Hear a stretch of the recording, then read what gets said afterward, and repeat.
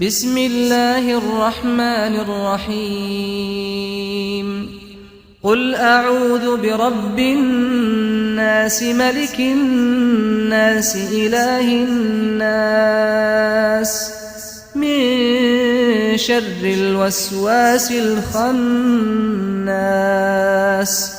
الذي يوسوس في صدور الناس من الجنة والناس.